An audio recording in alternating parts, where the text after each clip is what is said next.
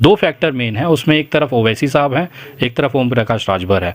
ये दोनों के चुनावी मैदान में उतरने के बाद ही लगभग ये फाइट समाजवादी वर्सेस बीजेपी हुई है, क्योंकि इससे पहले त्रिकोणी चारकोणी लड़ाई चल रही थी, लेकिन जब तक इन्होंने अपने पत्ते खोले उसके बाद ये चीज़ लग रही है। 10 मार्च को रिजल्ट आ जाएंगे और जहाँ तक उम्मीद है, देश की जनता से एक रिक्वेस्ट करना चाहेंगे कि आप चाहे जिसे मतदान करें, वो आपका अधिकार है, लेकिन केवल भारतीय जनता पार्टी से दूरी बना के रखिए, क्योंकि यही आपके सेहत के लिए हानिकारक है। बराबर है, 80% जो लोग हैं वो समाजवादी की तरफ हैं, 20% जो अंधभक्त हैं, जो इनको लगता है कि देश बर्बाद भी हो गया तो योगी मोदी ही चाहिए, वो 20% लोग भाजपा को वोट देंगे, आज भी देंगे और हमेशा देते रहेंगे।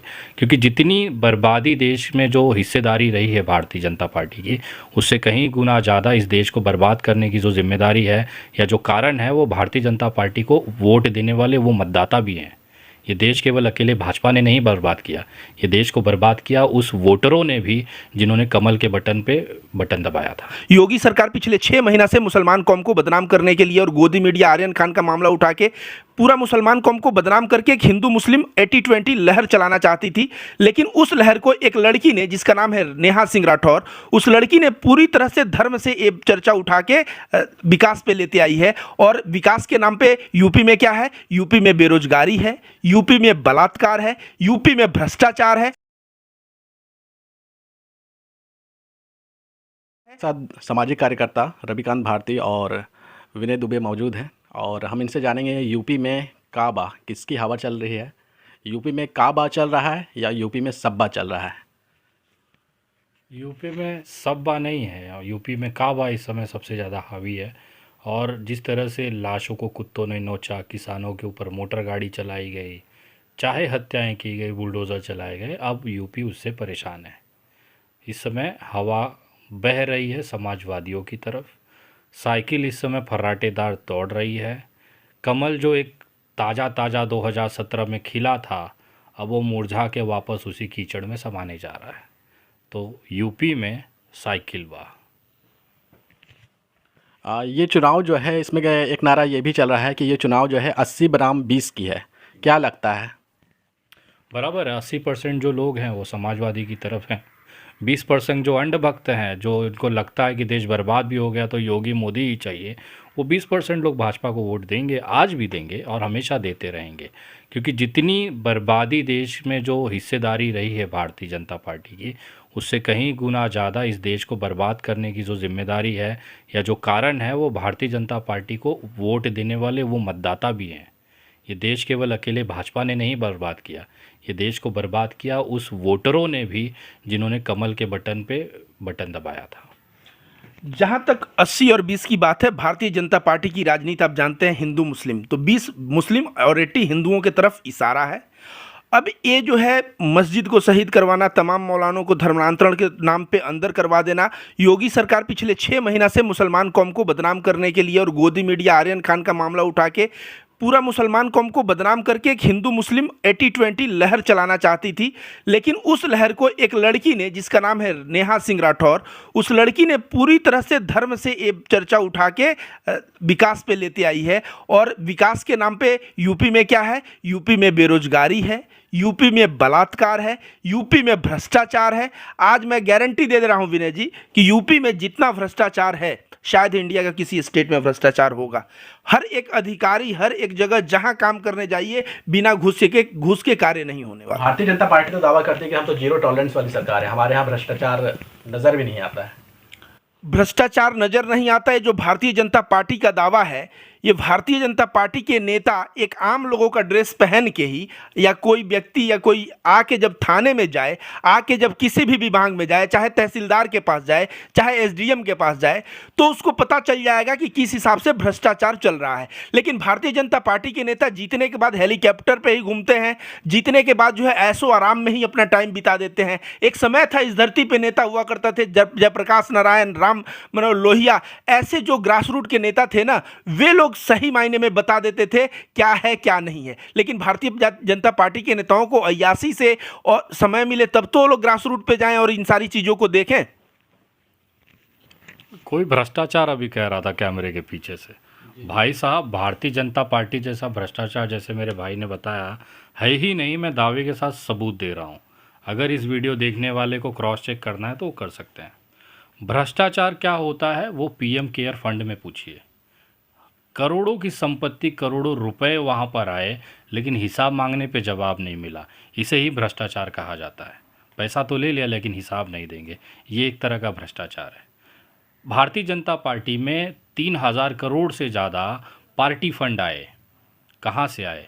वो पैसा क्या जेन्युइन पैसा था, क्या इलीगल पैसा था, उसका कोई हिसाब नहीं है। भारतीय जनता पार्टी के चुनाव के 2 दिन पहले 2-2 हज़ार 500-500 के नोट बंटते हैं।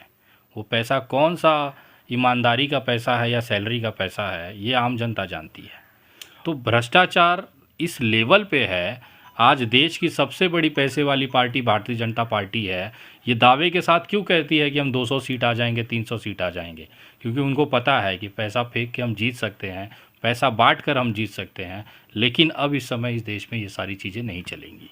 और पत्रकार महोदय, आप बताइए, कांग्रेस सरकार जो 400 करोड़ में राफेल डील किया था, मैं मानता हूं कि भ्रष्टाचार की एक सीमा होती है। ये डबल 400 का 800 करोड़ कर लेता, 1600 करोड़ में मतलब 1200 करोड़ का वहां तगड़ा घोटाला।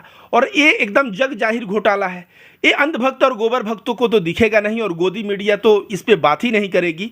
लेकिन भ्रष्टाचार का, जैसे विनय जी ने कहा, और ये सारे जो एग्जाम्पल्स हम दोनों भाई मिल के दिए, एक तरह से ये माइल स्टोन है, और ये अंधभक्तों की आंख इससे खुल जानी चाहिए। एक चीज़ और है सर, अभी ख़त्म नहीं हुआ है पिक्चर पे, अभी बाकी है मेरे दोस्त। भ्रष्टाचार की बात अगर आप कर रहे हैं तो मुझे एक बात बताइए, रेलवे का प्राइवेटाइजेशन कर दिया गया, बाकी जो कंपनियां थी, ज़मीन थी किसानों की, वहाँ पे बड़े बड़े गोडाउन बनाए गए, ये सारी प्राइवेट कंपनियों को दिए गए। किसान बिल तो वापस ले लिया गया। सर किसान बिल बगल करिए, अभी तो हम भ्रष्टाचार की बात करें, उस पर भी आएंगे। मैंने कहा ना, अभी पिक्चर बाय स्टेप हम लोग एक एक चीज़ उतारेंगे, और आज भाजपा को नंगा करके उनको मस्त सेवा लेंगे, चरम सुख। तो जो भी चीज़ें प्राइवेट की गई, आज जो 10 रुपये का प्लेटफॉर्म टिकट था 50 रुपये का प्राइवेट कंपनी को दे दिया गया, सारी चीज़ें प्राइवेट की गई, एयरपोर्ट भेज दिए गए। मुझे एक बात बताइए, वो पैसा गया कहाँ? जो जिसने एयरपोर्ट ये लिया है, जिसने ये गोडाउन बना रहे हैं, जिनके हाथों में ये प्राइवेट टेंडर्स गए हैं, चाहे वो टोल हो चाहे रास्ता हो, वो सारे पैसे का आखिर हुआ क्या? सर इस पे सवाल ये उठता है, और उनका तर्क ये होता है कि प्राइवेटाइजेशन से देश को फ़ायदा होगा। आज आप अमेरिका में देखिए, ज़्यादातर कंपनियां जो है प्राइवेट है। आज देखिए अमेरिका कहाँ है और भारत वहीं का वहीं रह गया है। एकदम प्राइवेटाइजेशन की वजह से हमने देखे, आप भारतीय जनता पार्टी का 6 साल का 7 साल का कार्यकाल अगर आप देख लें, 2014 से लेके 21 तक का, मुझे 7 ऐसे अस्पताल बता दीजिए जो बने हों पूरे देश के अंदर, जो भाजपा ने बनाए हों। 7 ऐसे स्कूल या यूनिवर्सिटीज़ बता दीजिए जो भाजपा ने बनाए हो। लेकिन मैं आपको हर ज़िले में भाजपा का वो 100-100 करोड़ का शानदार भाजपा कार्यालय ज़रूर दिखा दूंगा जो ये भ्रष्टाचार के पैसों से बना है। और जहां तक प्राइवेटाइजेशन की बात आप कर रहे हैं, अमेरिका का प्राइवेटाइजेशन, सिंगापुर का प्राइवेटाइजेशन, यूके का प्राइवेटाइजेशन और भारत के प्राइवेटाइजेशन में ज़मीन आसमान का अंतर है। समझिए पत्रकार महोदय कैसे। यहाँ पे क्या है कि आप कोई भी बिजनेस, जैसे वहाँ पे सपोज करिए कुछ भी चीज़ प्राइवेट होता है तो उसमें गवर्नमेंट का कोई फेवर और इंटरवेंशन नहीं होता, उसमें 100 लोग बिजनेस करते हैं। यहाँ पे क्या है कि सरकार जो है प्राइवेट कर रही है तो इसको क्रोनी कैपिटलिज्म बोला जाता है। क्रोनी कैपिटलिज्म मतलब वो सरकार जो है बिजनेसमैन से तगड़ा पैसा लेती है और 2 ही बिजनेसमैन को कार्य देती है, जैसे अदानी और अंबानी। आपको एक चीज़ बता दें कि जिस तरह से 350 करोड़ का एयरपोर्ट 150 करोड़ में बेच दिया जा रहा है, क्या इसके पीछे क्रोनी कैपिटलिज्म साबित नहीं है? आपको बता दें, जापान में जब ट्रेन प्राइवेट हुआ था ना, तो कैसे प्राइवेट हुआ था पता है? हर एक बॉगी डिफरेंट लोगों को बेचा गया था, जिससे कंपटीशन हुआ। वो कहता था मेरे बॉगी में ये फैसिलिटी है तो मेरे बॉगी में वो, उससे क्या हुआ? रेंट सस्ता हुआ, सेवा बढ़ी। भारत में प्राइवेटाइजेशन कैसा हो रहा है? एक अदानी को बेच दो प्लेटफॉर्म, वो कहेगा 100 रुपये प्लेटफॉर्म टिकट, तो आप वहाँ कॉम्पिटिटर कौन है कि 100 रुपये आप नहीं देंगे, वो इंटर नहीं करने देगा। तो इस तरह से एक व्यक्ति जो एक नॉर्मल इंसान हुआ करता था, स्कूटर से चला करता था, आज पूरे एशिया का 1 नंबर अमीर बन गया अदानी। वो कैसे बना है पता है? वो क्रोनी कैपिटलिज्म से बना है। इस बार आप ओम प्रकाश राजभर को कैसे देख रहे हैं? क्योंकि वो पिछले बार जब सत्ता के साथ थे, उस गठबंधन बीजेपी गठबंधन में शामिल थे और बीजेपी गठबंधन जीती भी पिछली बार। उसके बाद इन्होंने 18 महीने के बाद ही इस्तीफा दे दिया और इस वक्त बड़ी बेबाकी के साथ अपनी बातों को रखते हुए नजर आ रहे हैं ओम प्रकाश राजभर जी। तो क्या लग रहा है कि जो रणनीति तैयार हो रही है, समाजवादी पार्टी जो रणनीति तैयार की है, उसमें राजभर समाज और जो अन्य पिछड़ी जातियाँ हैं वो इंटैक्ट हो पा रही हैं क्योंकि ओम प्रकाश राजभर आए हैं, या फिर अन्य मुद्दे भी हैं? देखिए, ओम प्रकाश राजभर की जो एक भूमिका जो उत्तर प्रदेश में है ना, वो सारे राजनीतिक दलों के सेंटर में बैठे हुए हैं। एक तरह से देखा जाए कि समाजवादी के साथ जब वो बैठे हैं तब कहीं समाजवादी के जो बोलते हैं ना रेस में आई है, उससे पहले तक समाजवादी के पास उतना ताकत नहीं था जब तक ओम प्रकाश राजभर जी के उनके साथ जुड़े नहीं थे। ओम प्रकाश राजभर ने 2.5 साल पहले जब इसको रिज़ाइन किया था, उनकी एक स्ट्रेटेजी थी कि मुझे जो छोटे छोटे जो जाति के धर्म के जो लोग हैं या जो संगठन है उसको एकजुट करना है। वो एकजुट करने के बाद उनको लगा कि अब हमारी ताकत मौजूद है, सही है, तब जाके उन्होंने अपनी बिसात खोली है कि हमें किसे समर्थन करना है। तो आज जो उनकी जो भूमिका है ओम प्रकाश राजभर की, वो एक किंग मेकर की तरह है और अखिलेश यादव को एक ताकत दे के उनको चर्चा में लाने के लिए या रेस में लाने के लिए कहीं ना कहीं जो ज़रूरी जो धक्का था या पुश था वो ओम प्रकाश राजभर के तौर पे मिला है। उनको ओबीसी का सपोर्ट मिलेगा नहीं मिलेगा वो सेकेंडरी है, लेकिन जो सामाजिक तौर पे न्यूज़ चैनलों पे या सोशल मीडिया पर अगर एक लहर के तौर पे देखा जाए तो एक बहुत बड़ा जो ताकत है ओम प्रकाश राजभर के तौर पे उनको मिला है। और अगर अखिलेश जी ने इसे मेंटेन कर लिया चुनाव जीतने के पहले या चुनाव जीतने के बाद भी, तो ये बहुत लंबी पारी तक ये इसे खेल ले जाएंगे। अगर ओम प्रकाश राजभर जी वहाँ से छिटकते हैं या उनका वो डैमेज होता है तो समाजवादी भी सरकार नहीं बना पाएगी, ये जहाँ तक मुझे दिखाई दे रहा है।